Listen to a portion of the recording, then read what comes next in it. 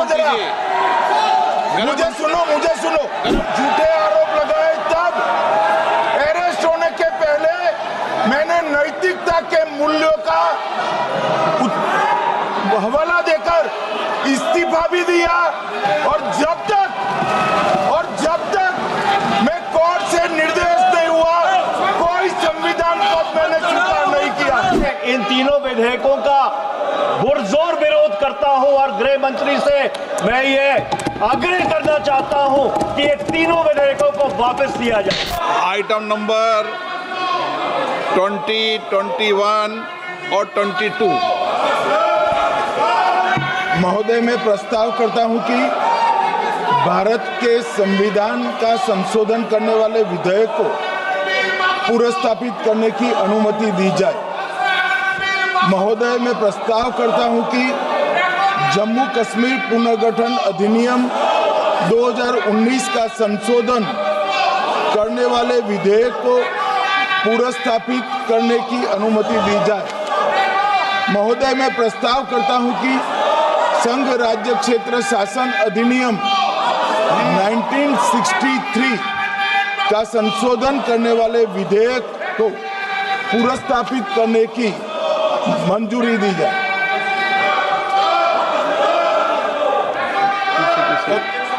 कर दिया। श्री असाउद्दीन ओवैसी जी। Sir, I stand to oppose the introduction of J&K Reorganization Amendment Bill 2025, Union Territories Amendment Bill 2025, and the Constitution 130 Amendment Bill 2025, sir. Sir, this violates principle of separation of powers, due process, undermines the right of the people to elected government.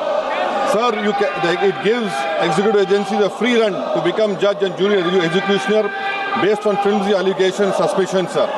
Sir, only when an offence is proved beyond reasonable doubt, then only you can leave the post and the membership. But here a mere accusation, allegation, the punishment of losing one ministerial post will follow. Sir, parliament democracy's chief ministers and ministers can only be removed through true means. First, executive prime minister can recommend their removal if the council of ministers lose confidence of the legislature. Now this bill would empower the unelected executive bureaucracy to play the role of legislature. Sir, it undermines representative parliament democracy. This amendment would leave the minister and CM at the mercy of executive agencies. The severity of the amendment is not only in the fact that one loses their position if they are arrested, but even if they are detained. Detention and administrative action doesn't require offence to be made. Sir, the chief minister will not be able to accountable people. I want to know from the Honourable Home Minister, as he read Article 74(1), which says that the Council of Ministers headed by the Prime Minister to aid and advise the President, who shall, in exercise of his function, act in accordance with such advice. Now, this bill clearly violates 74(1). Sir, this is the 1933 Gestapo when Gestapo was found in Germany. This government is hell-bent on creating a police state. This will be a death knell and leash on elected government, sir. Indian Constitution is being amended to turn this country into a police state. BNS 152, the Home Minister promised in this House that sedition would not be used. Section 316, Section 9 of BNS, PMLA Section 4, all these can be used to destabilize an elected government, sir. That is why I oppose the introduction of all these three bills. This is nothing but creating a Gestapo to ensure that our democracy does not survive. And may I tell the Honourable Home Minister, despite his promise on BNS 152 has been used against the senior journalist Siddharth Vardhan Assam also. That is why I oppose this introduction of three bills, sir. Thank you. Tiwari. Speaker, sir, I rise to oppose the introduction of these three bills under Rule 70(1) of the Rules of Procedure and Conduct of Business in the Lok Sabha. This bill is squarely destructive of the basic structure of the Constitution. अध्यक्ष महोदय, भारत का संविधान का जो मूलभूत ढांचा है वो ये कहता है कि कानून का राज होना चाहिए. There should be rule of law. और उस rule of law, कानून के राज की बुनियाद है कि आप बेगुनाह हैं जब तक आपका गुनाह साबित नहीं किया जाता. You are innocent until proven guilty. This bill stands that fundamental maxim of jurisprudence on its head. It makes an investigating officer the boss of the Prime Minister of India. The second ground on which I oppose this bill, it violates Article 21, the due process clause. FIR, arrest, charge sheet, and even framing of charge does not in any manner substantiate guilt. In fact, you plead not guilty only after charges are framed against you. This bill turns the fundamental jurisprudence of Article 21 on its head. Number 3, it distorts parliamentary democracy, which is again basic structure, by displacing will of the people through mere custody, bereft of judicial determination. अध्यक्ष जी, ये बहुत ही संवेदनशील विधेयक है. मेरे 2 बिंदु और हैं, मुझे कृपया. ओके. चौथा, on the fourth ground is it opens. Please माननीय सदस्य, आप नियम 72 के तहत विरोध कर रहे हैं. अध्यक्ष जी बिल्कुल. जब कभी बिल आपका सदन में आए, जब आप डिटेल में चर्चा करते हैं. अध्यक्ष जी, अभी नियम 72 के विरोध के बाद सारांश बोलने की परमिशन दिए. जो रूल 72 है वो 2 चीज कहता है. एक लेजिस्लेटिव कॉम्पिटेंस, एक general opposition of the bill, जिसकी स्वीकृति आप दे सकते हैं. और क्योंकि ये इतना संवेदनशील विधेयक है, मैं आपसे ये विनती करता हूं इसके ऊपर पूरी चर्चा कराई जाए. मेरे सिर्फ 2 बिंदु और हैं. This bill, mister speaker sir, एक मिनट. आपने कानूनन बात की, तो कानून ये भी है कि 72 उसके बाद भी अलाउ करता हूं, लेकिन संक्षिप्त में. बिल्कुल संक्षिप्त में अध्यक्ष जी. आपको डिटेल में चर्चा मेरे सिर्फ 2 बिंदु और हैं. This bill opens the door for political misuse by instrumentalities of the state whose arbitrary conduct has been repeatedly frowned upon by the Supreme Court. And finally, it throws all existing constitutional safeguards to the winds.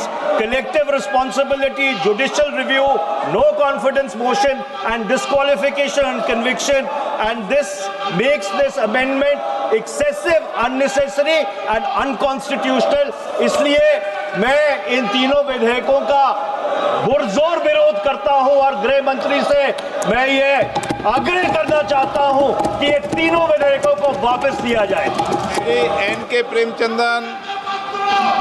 Speaker sir, I strongly oppose the bill, 130th Constitutional Amendment Bill, as well as the other 2 bills I strongly oppose on 4 grounds.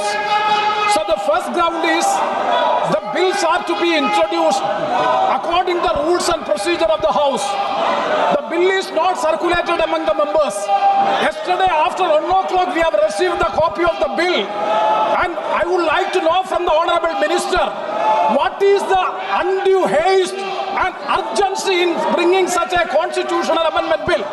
What is the emergent need of having such a bill? That means the introduction of the bill itself is lacking bona fides. The bill is lacking bona fides. That is why I would like to say that this is with a mala fide intention to destabilize the opposition ruled states in various parts of the country. Number one. एक minute. माननीय अध्यक्ष जी, प्रेमचंद्रन जी कह रहे हैं कि जल्दबाजी में लाया गया. इसका सवाल इसलिए नहीं उठता कि मैं इस बिल को संयुक्त समिति को सौंपने की दरखास्त करने वाला हूं. इस पर संयुक्त समिति जो राज्यसभा और लोकसभा पक्ष और विपक्ष सभी सांसदों की बनेगी, जो इस पर विचार करेगी और आपके सामने लेकर आएगी.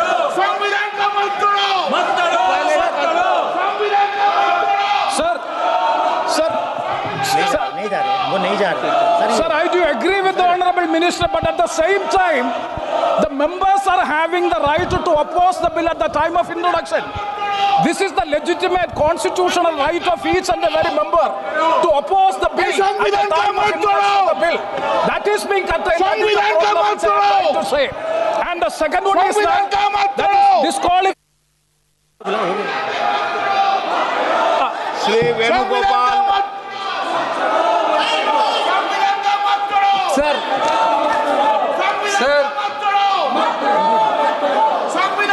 Sir, I rise to oppose the introduction of the Constitution Amendment Bill 25, the Government of Union Territory. Sir, this bill is to sabotage the federal system of this country. This bill is to sabotage the basic principle of the Constitution of this country. Sir, BJP people are telling this bill is to bring morality in politics. Can I ask a question to the Honorable Home Minister?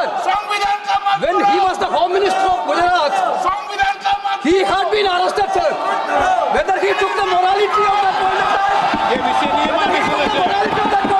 गृह मंत्री जी, अब मुझे सुनो जरा, मुझे सुनो गृह मंत्री जी, मुझे सुनो ना, पहले बैठ जाओ। प्लीज। हाँ, गृह मंत्री जी। माननीय अध्यक्ष जी, मैं रिकॉर्ड क्लियर करना चाहता हूं। मुझ पर झूठे आरोप लगाए तब अरेस्ट होने के पहले मैंने नैतिकता के मूल्यों का हवाला देकर इस्तीफा भी दिया और जब तक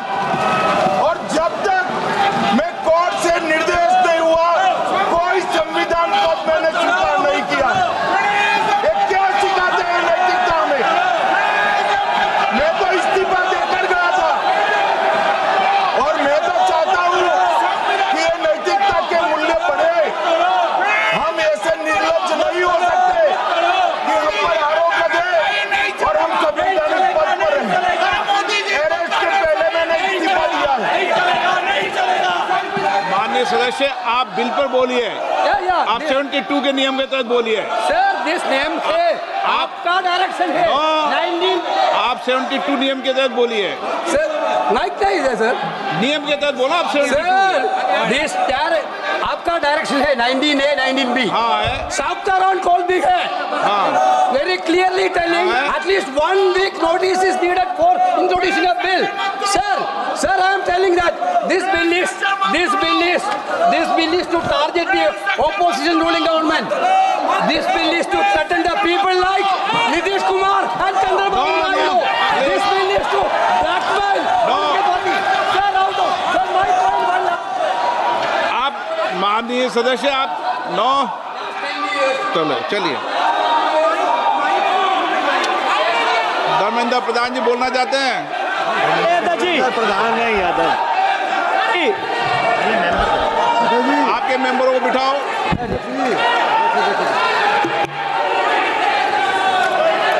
धन्यवाद अध्यक्ष जी।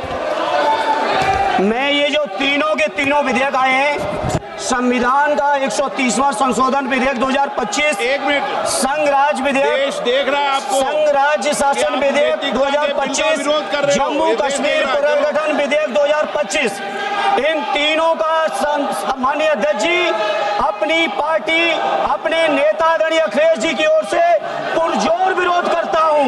और विरोध इसलिए करता हूं माननीय गृह मंत्री जी, बहुत नैतिकता की बातें कर रहे हैं आपने भाषण दिए थे चक्की पी सिंह महाराष्ट्र में, जिनको लेके डिप्टी सीएम बना के घूम रहे हैं आप। इसलिए अध्यक्ष जी, मैं इस मौके पर कहता हूं, ये बिल संविधान विरोधी, मूल अधिकार विरोधी, न्याय विरोधी।